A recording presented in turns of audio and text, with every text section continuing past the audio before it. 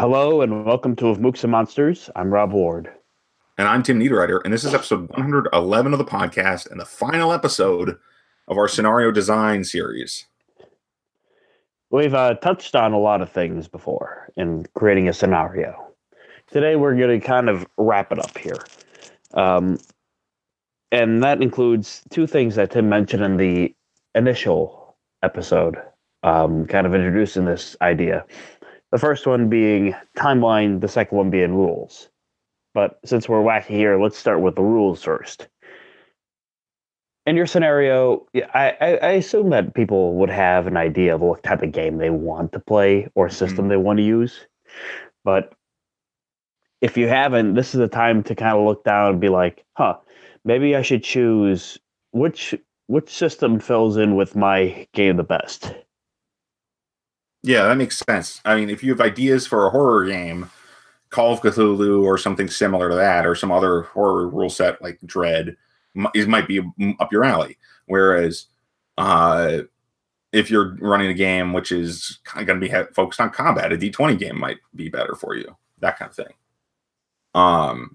Yeah, but other than choosing your system, there's just make sure you get the nuts and bolts of what you need ironed out. And let me just specify that what you need isn't necessarily a whole stat block in D20 terms. You know, D&D. You don't need to know everything about a character to know the relevant facts about them most of the time. And that can go for stats as well as everything else. So, in the Dungeons and Dragons example, 3rd edition example, you want their hit points, you want their attack bonus if they're a mook. This is what I'm getting at here. And you probably want their perception skills. And that's probably it. And then their weapon too.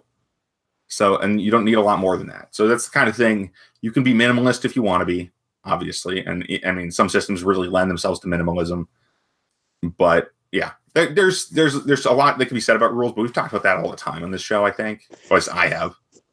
Oh yeah. Well, so just you can refer to some of our earlier episodes about systems and stuff because it's going to vary a lot depending on what your system. And this is also the time to look at the rules you have and kind of put yourself some homebrew rules or limitations on your party. For example, if you're going to run Call of Cthulhu, you could start everyone off pretty fresh, or like, I don't want anyone to have any points in Cthulhu Mythos, or I don't want anyone to play we all should be playing somewhere in the law enforcement field, right, for the scenario, just because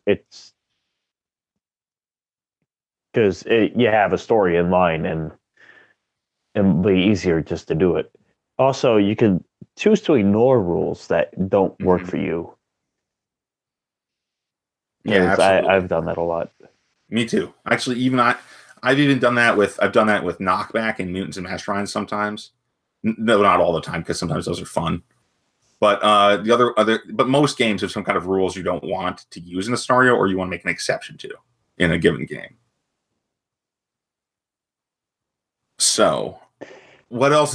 So I think that almost covers it for rules. Like, you want to know your NPCs, you want to know your house rules. Another factor, and this is more of a corner case, but knowing the effects of different, in your system, the effects of, say, weather, if there's going to be severe weather or whatever, that kind of thing. The rules for starvation and hunger, if you're going to be in a survival situation, that kind of thing. Yeah, or even what would be the rules that are going to break your game? Yes. I was watching a review about a module which, like old school D&D module, that was very much, you cannot have a cleric above 7th level because they'll be able to kind of like do this thing to the villain. It's just like, is that really that necessary? Is that really that crucial to your plot that you can't change up your villain a bit, or you can't make the adventure a little less biting?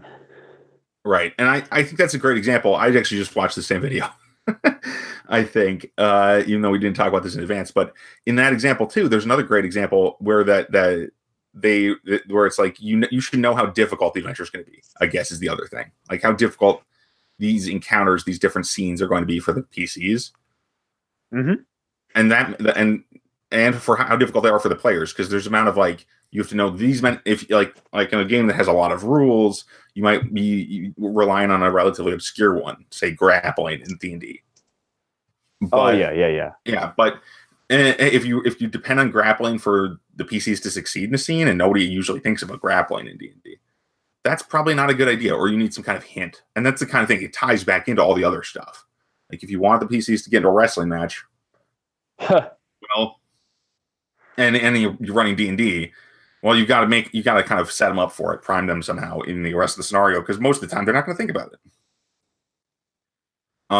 What I think, I almost think, do you think that covers it for rules? I think it does. Yeah, Rules I are do pretty too. straightforward when it comes to that. Um,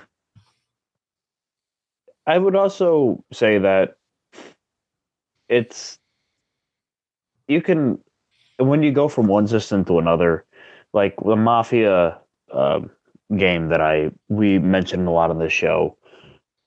The way that I got into that, because I found a book, like a it was D20 Mafia, so it was Yeah. made for a D20 system, and I spent quite a bit of time um, recently just bringing it over to be basic role playing, and it's what happens there. Your NPCs become a little more squishy. So when you change it up, you have to just kind of be realizing, okay, how is this going to affect the mechanics of these games? How these are going to affect the moments of these games? Right. Yeah, exactly. Speak, And like, yeah, how lethal is the combat? That kind of thing. yes, and speaking of moments, timelines. What we mean by timelines, this is kind of the flow chart of what happens to the game. Yeah. I've done this. I kind of do it a different way, personally, because it's not so much of the time; it's more of the connections that what each player or which each NPC is going to lead to. Like it's the Kevin Bacon game.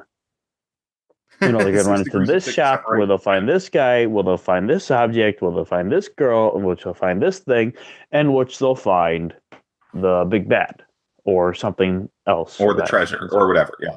or the treasure or Um, whatever it is. yes. Actually, I really like that. And that goes back to our location thing. We talked about locations, and locations, I see the timeline being a lot like that, because you can have a status quo timeline. And by that, I mean a timeline that's not necessarily, that goes on regardless of what the players do. And that can make for a very interesting scenario. You don't have to do it. But if you have like, well, if the PCs don't go here, this will happen regardless of if they're there or not. That kind of thing. If you're writing a game, say for publication, that might be useful to have as part of your scenario design. Otherwise, that's probably more useful while you're actually running the game. Yeah. If you got a longer plot, I'd say just sketch one out. But if you're in the midst of a game and you're kind of having, if it's a rush against a clock, just kind of have like a timer countdown in your head or just on you. That's like, okay, so at this point they've been here for like 2 days. The villain's probably eaten up this village already, and they've Yeah. probably done this already.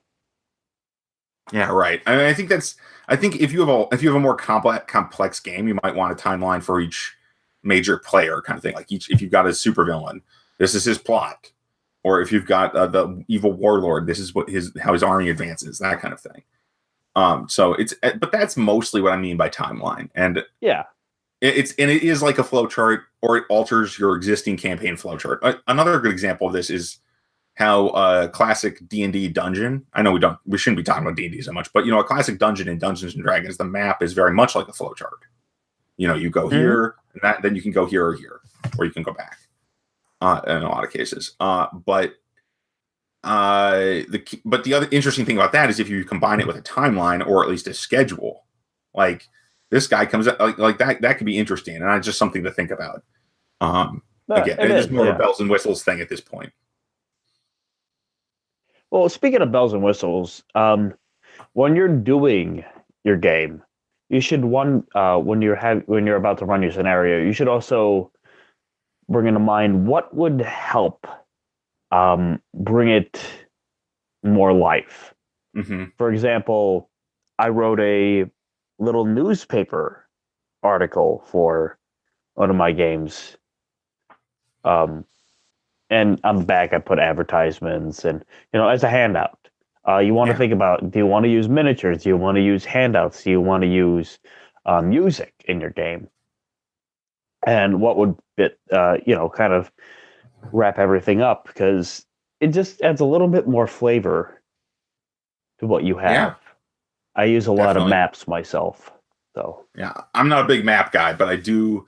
I do enjoy miniatures, and I do like maps. I'm just terrible at them. So, I mean, and also a lot of the games I ran for a long time have been kind of so world spanning and epic that or superhero based that having a map for say a battle wouldn't make a lot of sense. But yeah, so yeah, definitely bells and whistles. That's a really important point. Is the extra handouts, the peripherals. If you're gonna play Savage Worlds or something, do you have a special deck of cards you want to use? That kind of thing for the initiative and whatever. Do you want to make miniatures? That kind of thing. Yeah. So yeah, I think that's a really good addition, because if you don't, I mean, you can get by in most games with minimal peripherals. I know I ran Mutants and Masterminds basically with no peripherals for a long time. I still would if I was to run it again. Well, if I had the opportunity, I'd probably try running more games with a lot of bells and whistles. mm-hmm. With that said, though, sometimes you just don't uh, have the opportunity to. yeah, I'm sorry. I was going to vamp while you sneezed. That's okay. Oh, thanks. Yeah, I like to mute myself when I sneeze. I Um, know, but you were in the middle talking. Whatever. Point is, yeah, that's important. And it's definitely to your preference. But what you were saying about bells and whistles, and running with more of them. I mean, like I have miniatures all over the place. I would love to run a game that could use more of my miniatures. But it oh is kind of, yes, yeah, yeah, yeah.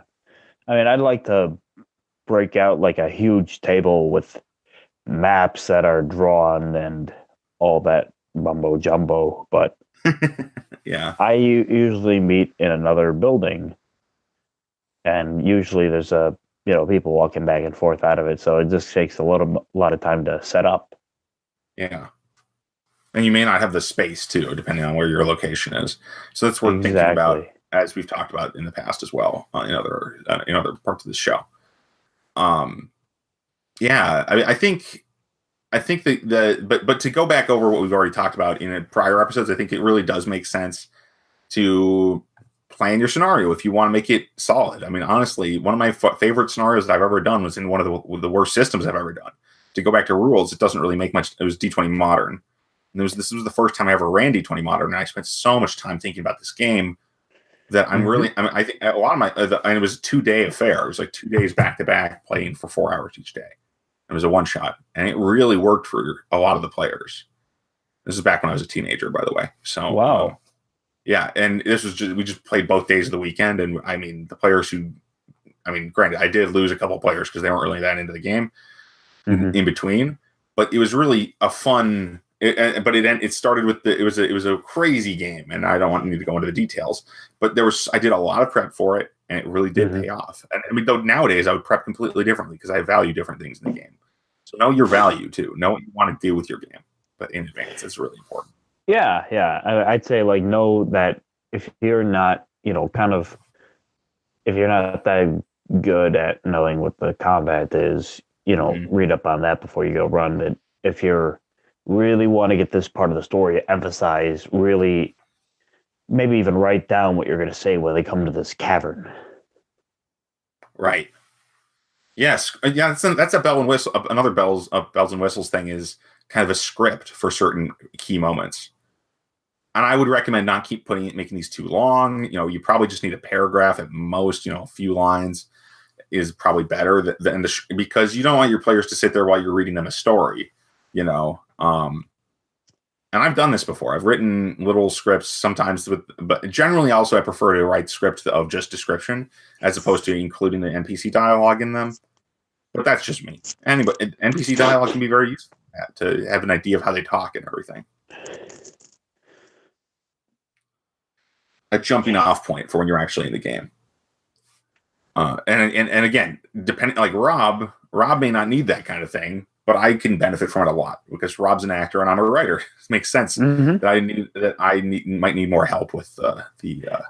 And I might need a cheat sheet because I'm not that good at math.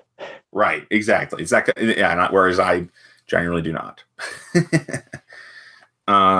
Most RPG math, though, honestly, certain space combat systems I've seen get really ridiculous, and even I can't do that math. But whatever. All right. Do you think there's anything else we need to talk about? No, I think we're good. I think this has been a good episode. Yeah. Well, this has been of Mooks and Monsters. You can find us at mentalcellarpublications.com. You can email us at podcast@mentalcellarpublications.com. Like us on Facebook. I also follow us on Twitter. I'm at Stagehead. Tim's at TNeedAWriter. We are hosted by Libsyn. Libsyn. Due to the breakup. Yeah, that's what I said. Libsyn. Yeah, you right? Broke up though. Yeah. Oh, Libsyn. Cool. It's cool. I was just want to make sure we got that in there. Thanks for listening, everybody. Talk to you soon.